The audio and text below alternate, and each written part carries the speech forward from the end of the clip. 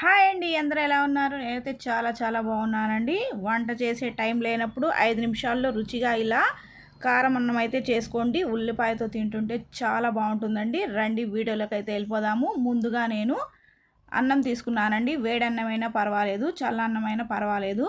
దాంట్లో కొద్దిగా కారం వేసుకుందాము. ఎక్కువగా తినేవాళ్ళు అయితే ఎక్కువ వేసుకోండి. నేనైతే 1 టేబుల్ స్పూన్ వేసానండి. తర్వాత కొద్ది పసుపు వేసుకుందాము. అలాగే కరివేపాకు కూడా వేసుకొని మొత్తం కలిసేటట్టుగా కలుపుకుందామండి. ఇలా కలుపుకొని పక్కన పెట్టేసుకుందాము. చూడండి, నేనైతే తక్కువ కారం వేసాను, మీరు ఎక్కువగా అయినా వేసుకోవచ్చు.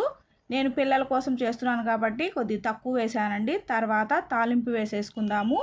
కళాయి పెట్టేసుకొని ఒక 2 టేబుల్ స్పూన్లు ఆయిల్ వేసుకుందామండి. ఆయిల్ వేడెక్కిన తర్వాత ఆవాలు, జీలకర్ర అయితే వేసేసుకుందాము.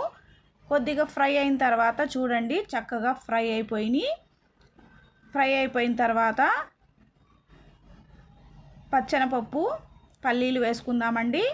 జీడిపప్పు కూడా వేసుకోవచ్చు, చాలా బాగుంటుంది. ఫ్రై చేసుకుందామండి. కొద్దిగా కలర్ మారిన తర్వాత చూడండి, చక్కగా కలర్ మారిపోయినాయి. మనము ఇలాగే ఆయిల్ కూడా కలుపుకొని తినేసేయచ్చండి. కానీ తాలింపు వేసుకుంటే రుచి బాగుంటుందండి. 4 ఎండుమిరపకాయల ముక్కలను కూడా వేసేసుకుందాము. వేసుకొని ఫ్రై చేసేసుకుందామండి. కొద్దిగా అల్లం వెల్లుల్లి పేస్ట్ కూడా వేసుకోండి. టేస్ట్ అయితే చాలా బాగుంటుంది. అల్లం వెల్లుల్లి పేస్ట్ పచ్చివాసన పోయేంత వరకు ఇలా ఫ్రై చేసేసుకుందాము. చూడండి, మొత్తం చక్కగా ఇలా ఫ్రై అయిపోయిన తర్వాత కొద్దిగా సాల్ట్ వేసుకుందామండి. నేను ముందుగానే అన్నంలో సాల్ట్ వేసుకున్నాను. వేసుకొని తర్వాత కొద్దిగా వేసుకున్నానండి. వేసుకొని మొత్తం కలిసేటట్టుగా చక్కగా ఫ్రై చేసేసుకుందాము. తర్వాత కలిపి పెట్టుకున్న కారం అన్నం అయితే వేసేసుకుందామండి.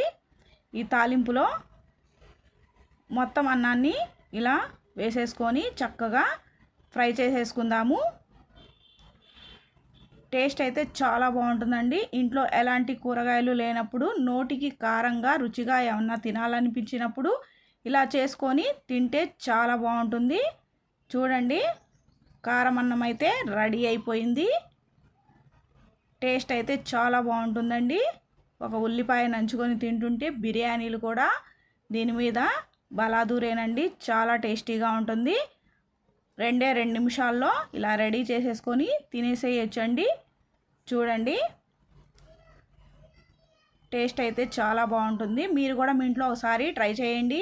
ఎలా వచ్చిందో కామెంట్ చేయండి. దీనిని తాలింపు అన్నం అని కూడా అంటారండి.